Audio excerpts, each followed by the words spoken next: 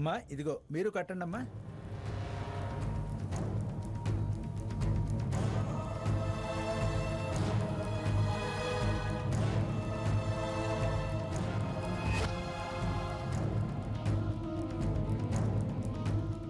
అమ్మా ముత్తైదువులు కూడా కట్టండి అమ్మా.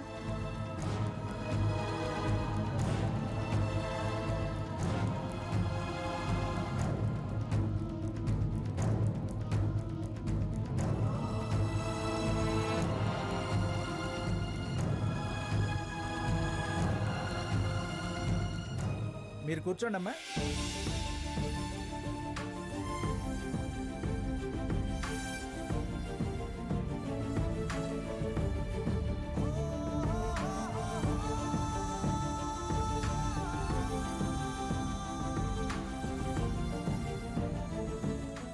ఏం బాంధనము, సౌభాగ్య బాంధనమా?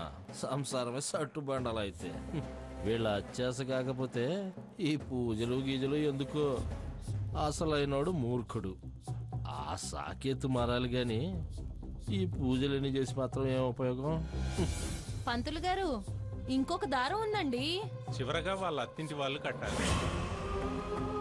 అందుకే కదా ఆగండి అన్నాను. ఇప్పుడు కాదమ్మా, వ్రతం పూర్తయ్యాక ఆఖరణ వాళ్ళు కట్టాలి, తను ఆశీర్వాదం తీసుకోవాలి. అలాగా? మేమెన్నడైనా చేసామా చూసామా ఈ నోము? అలాంటప్పుడు నోటికి కుట్లేసుకుని కూర్చోవచ్చు కదా.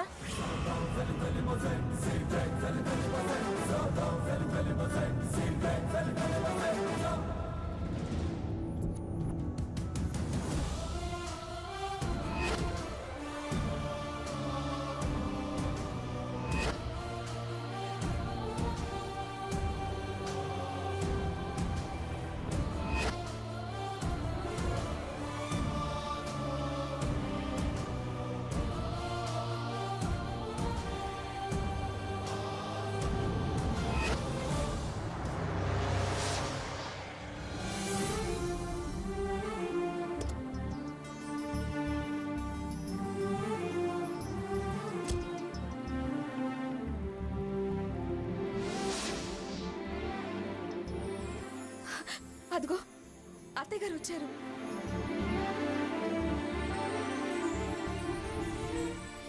అమ్మా అత్తయ్య గారు వచ్చారమ్మా.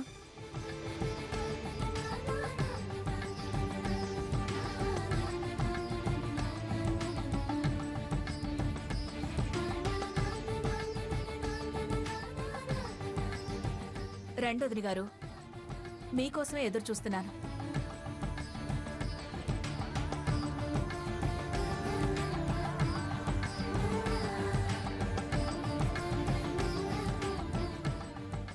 కూర్చో. అమ్మా సమయానికి వచ్చారు. అమ్మాయికి సౌభాగ్య బంధనం చేసి ఆశీర్వదిస్తే అమ్మవారికి మహానైవేద్యం పెట్టి హారతిచ్చి ఉద్వాసం చెప్తానమ్మా.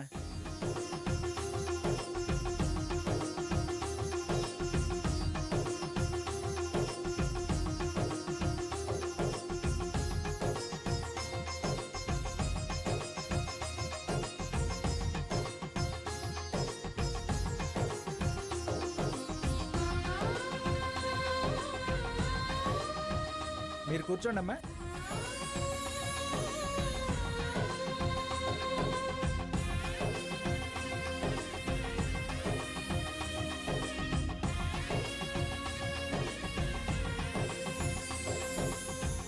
నీరాజనం సమర్పయామి. సామ్రాజ్యం చ విరాజం చ అభిశ్రీర్యాచనో గృహే లక్ష్మీరాష్ట్రస్యో ముఖే తయా మాం సృజామసి. హిరణ్యపాత్రం మధో పూర్ణం దదాతి. హారతి తీసుకుని అందరూ నమస్కారం చేసుకోండి అమ్మా. మీరు ఒక్కళ్ళే వచ్చారే? మీ వారు, అలాగే స్వర్ణ వాళ్ళ ఆయన, మీ అత్తగారు, మామగారు రాలేదే? మావారే నన్ను బయట దించేసి వెళ్ళారు. వాడికేమో ఆఫీస్లో అర్జెంట్ మీటింగ్ ఉందట. అత్తయ్య గారికేమో ఒంట్లో. దానికంత వివరంగా చెప్పాల్సిన అవసరం ఏమీ లేదు వదిన గారు. వివరాలు తెలిస్తే బండారాలు బయటపడతాయనే భయం. అందరూ భక్తి శ్రద్ధలతో నమస్కారం చేసుకుని అక్షంతలు శిరస్సును వేసుకోండి. మనోవాంఛలు నెరవేరి సకల సౌభాగ్యాలు సిద్ధిస్తాయి. అమ్మా ఇదిగో అమ్మా, అందరికీ ఇవ్వండి అమ్మా.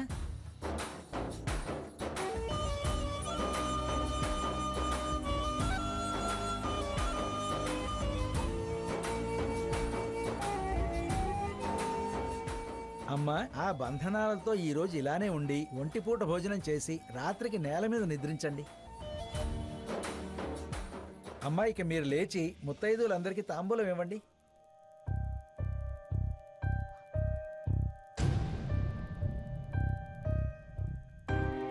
అత్తయ్య, దీర్ఘ సుమంగళి భవ, సుపుత్ర ప్రాప్తిరస్తు.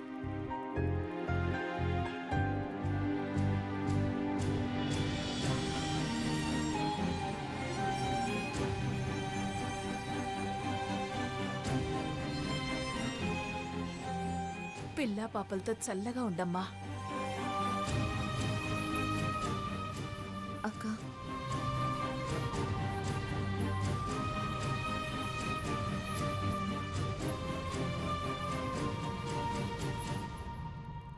వదిన గారు, ఇక నేను వెళ్తాను. అయ్యో, ఇప్పుడే కదా వచ్చింది, అప్పుడే వెళ్తారా? భోజనాలు చేసి వెళ్దురు గాని రండి. ఈ మాట ఎప్పుడు అంటారా అని ఎదురు చూస్తున్నా. ఇందాక నుంచి దంచేస్తుంది ఆకలి. అబ్బా. వదిన గారు, ఏంటండి, భోంచేసి వెళ్ళొచ్చు కదా. వదిన గారు, నేను ఏ పరిస్థితుల్లో వచ్చానో ఎలా వచ్చానో మీకు తెలియదు. వ్రతం సవ్యంగా జరగకపోతే వాళ్ళ సంసారం కుదుటపడదని నానా తిప్పులో పడి అత్తయ్య గారు కాదన్నా మావారే పట్టుదలతో తీసుకొచ్చి ఇక్కడ దిగబెట్టి వెళ్ళారు. ఇంకా భోజనాలంటూ ఆలస్యం చేస్తే ఆవిడ అగ్నిపర్వతంలా మారి నేను వెళ్ళగానే భళ్ళులు పేలిపోతుంది. నన్ను బలవంతం చేసి తర్వాత ఇబ్బంది పడేలా చేయకండి. ఆ అమ్మవారి దయ వల్ల వాళ్ళ కాపురం మళ్ళీ గాడిలో పడి సంసారం సంతోషంగా సాగితే అప్పుడు ఎన్ని భోజనాలైనా చేయొచ్చు. దయచేసి నన్ను నా పరిస్థితిని అర్థం చేసుకోండి. వస్తాను వదిన గారు. మీరొచ్చారు, అదే దాని అదృష్టం. మరి నేను వెళ్ళొస్తానండి. అలాగే వదిన గారు.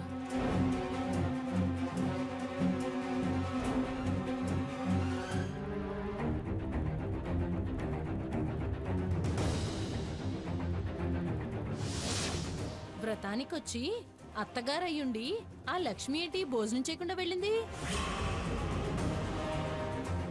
ఎందుకు నీకు తెలుసా? నాకేం తెలుసు? మరి అసలు ఈ వ్రతాలు పూజలు ఎందుకు అదనా నీకు తెలుసా? అదేంటి అలా అంటావు? సౌభాగ్య వ్రతం అని పిలిచిందిగా. సౌభాగ్యమా నా శారదమా? అంతా హంబకు. స్వర్ణని దాని మొగుడు తన్ని తరిమేశాడంట. దాని కడుపులో బిడ్డకి అతనికి ఏ సంబంధం లేదన్నాడంట. అలాగా? పౌరుషం గలడు ఇలాంటి దాన్ని అలాగే చెయ్యాలి. లేకపోతే ఇది అబ్బాయిని మోసం చేసి పెళ్లి చేసుకుంది. అవునా? ఆ అబ్బాయికి దీని మీద దీని ప్రవర్తన మీద ఎప్పుడూ అనుమానమే. పో అవతలికి అంటే కడుపుతో ఉన్నానని డ్రామాలాడి ఆ అబ్బాయిని బెదిరించి ఇన్నాళ్ళు అక్కడే ఉంది. దీనికి 5వ నెలని శ్రీమంతం కూడా చేశారంట. మీకు తెలీదా? మాకేం తెలుసు? అవునవును. అమ్మో, అంత జరిగిందా? అంతేంటి, ఇంకా ఉంది. వాళ్ళింట్లో దీని కడుపు సంగతి తేల్చడానికి ఆ మంగమ్మ బిడ్డ పుట్టాక DNA టెస్ట్ కూడా చేయిస్తానందంట. ఇదేమో దాని ఎవ్వరం బయటపడుతుందని నన్నంటారా, ఇట్టా అంటారా, అట్టా అంటారా అని బ్యాగ్ సర్దుకొని మరీ వచ్చేసిందంట. ఇప్పుడు నేను గొడవ చేస్తే అమ్మా నన్నుల పరువు పోతుంది. అప్పుడేమైంది? ఈ సావిత్రి పరువు ముందు ముందు బజారుకి ఈడుస్తారు. అమ్మో, ఎప్పటికైనా వీళ్ళు ఊరేసుకొని చావడమే. సిగ్గు లేకుండా పుట్టింటికొచ్చింది. ఆ తల్లికైనా బుద్ధుండొద్దు. ఎంత బాగా ఇంటికి తీసుకొచ్చింది. పైగా చెడిపోయిన దాంతో పూజలు వ్రతాలు అని చేయిస్తుంది. చిచి, నాకైతే అసహ్యం వేస్తుందమ్మా. ఆ సావిత్రి వెళ్ళి కాళ్ళు పట్టుకొని వచ్చిపోండి లేకపోతే చచ్చిపోతామని బెదిరించుంటుంది. వాళ్ళ అత్తగారేమో కోడలు ఇలాంటిదా అని బయట తెలిస్తే ఎక్కడ పరువు పోతుందా అని ఏదో వచ్చినట్టొచ్చి జారుకుంది. అంతే అయి ఉంటుంది. హ్మ్, ఎంత కూతురైతే మాత్రం అలా ఎలా ఇంటికి తీసుకొచ్చింది? అక్కడే నరికి పోగులేయక. హా, మన మీదే ఆవిడ ఈసుర్లు కసుర్లు. చచ్చా, ఏం తల్లో ఏం పిల్లో. అయినా కాని రేపు 10 మంది అడుగుతారు కదా, అప్పుడేం చేస్తుంది? ఎంతమందిని కసిరి నోరు మోయిస్తుంది? హా, పదండి, 4 మెతుకులు నోట్లో వేసుకొని అక్కడ ఇంటికి వెళ్ళి కక్కేద్దాం. పదండి. పద పద. 10 మందితో ఇలా మాటలు అనిపించుకొని అమ్మ నాన్నల్ని బాధ పెట్టకూడదు. ఇక ముందు ఎవరి చేత మాటలు అనిపించుకోకుండా ఉండాలంటే నేను ఇంట్లోంచి వెళ్ళిపోవడమే మంచిది.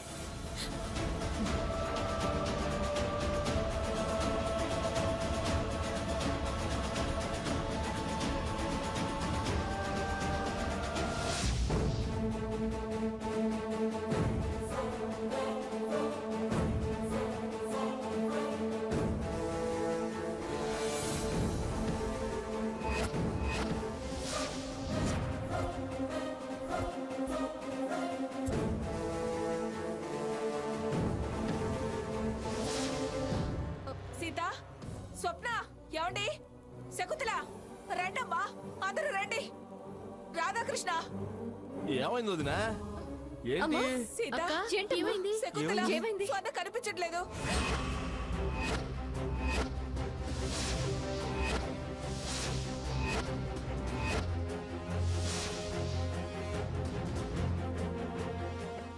ఇది క్లైమాక్స్ అంటే. ఇప్పుడు మంచి మజా వస్తుంది. ఏమండి, స్వర్ణ కనిపించట్లేదు. అమ్మా, నువ్వేం భయపడకు. అది ఇప్పుడే కదా వెళ్ళింది. మేము వెళ్ళి తీసుకొస్తాం. నాన్న, అమ్మని జాగ్రత్తగా చూసుకోండి. రఘురావు పద. నేను కూడా ఫ్రెండ్ ఇంటికి ఏమైనా వెళ్ళిందేమో చూసొస్తాను. వెళ్ళు వెళ్ళు. నేను వెళ్ళి మొత్తం వెళ్ళు అంతా రాధాకృష్ణ. ఎత్తుకొస్తాను, ఆగండి. 2 నిమిషాల్లో తీసుకొచ్చేస్తా. ఏమండి? కంగారు పడకు.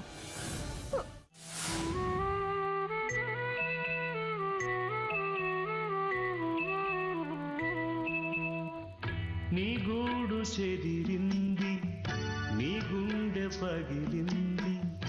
ఓ చిట్టి పావురమ, ఎవరు పుట్టారు? ఎవరు పుట్టారు? ఎవరు పుట్టారు? నిన్నెవరు పుట్టారు? ఎవరు పుట్టారు? కనులా నీరు రానీకు, కానీ పయనం కడవరకు. కదిలే కాలం ఆగే, కథగా నీతో సాగేను. నీ గూడు చెదిరింది, నీ గుండె పగిలింది. ఓ చిట్టి పావురమ్మ, ఎవరు పుట్టారు? ఎవరు పుట్టారు? ఎవరు పుట్టారు?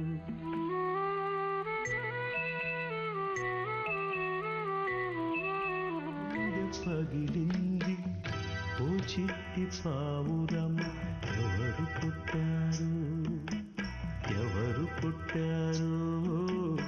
ఎవరు పుట్టారు?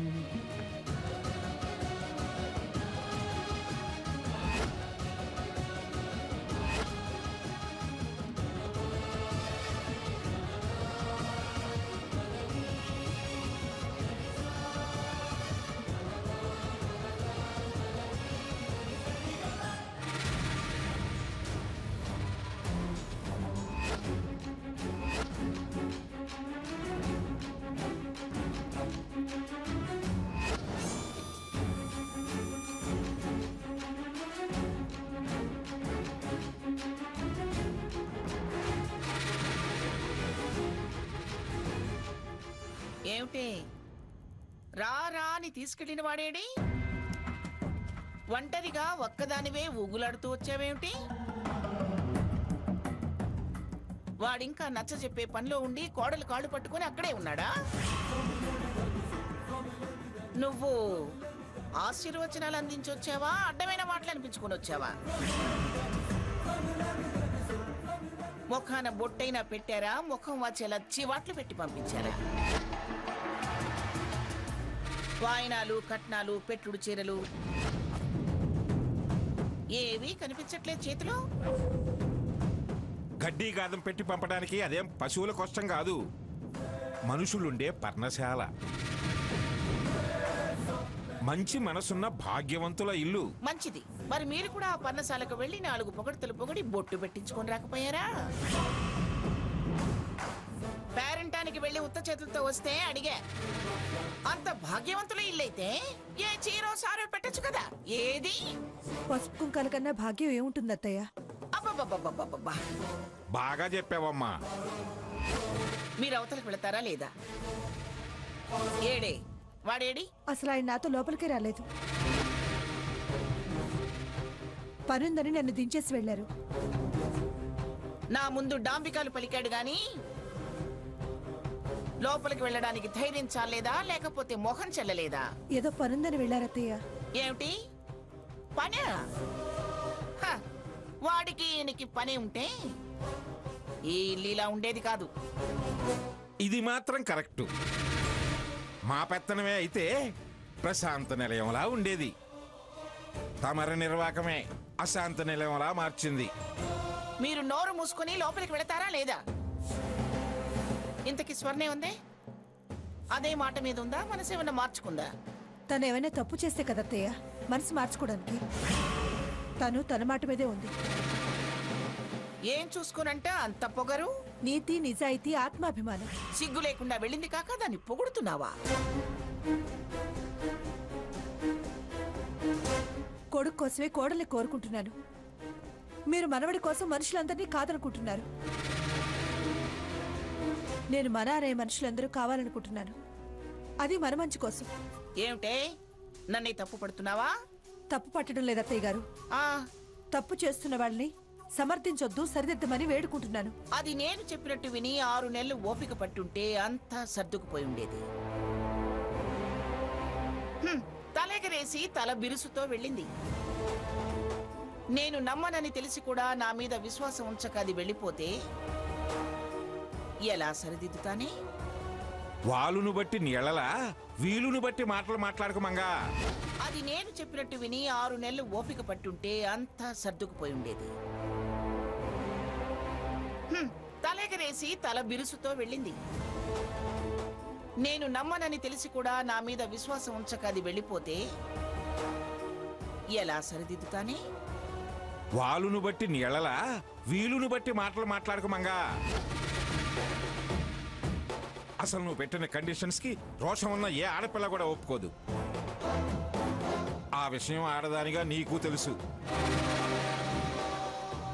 అప్పుడు అలా మాట్లాడి ఇప్పుడు ఎలా సరిదిద్దుతాను, అర్థం చేసుకోపోతే ఎలా అంటామే? మీరు ఇంకా ఇక్కడే ఉన్నారే, వెళ్ళండి. ఉండకెక్కడికి పోతాను? ఇంకా లక్ష్మిని ఏమేమంటావోనని ఉండాల్సి వచ్చింది. నేను ఊరికే ఎవరిని ఏమీ అనను. అనే పరిస్థితి తీసుకొస్తేనే అంటాను.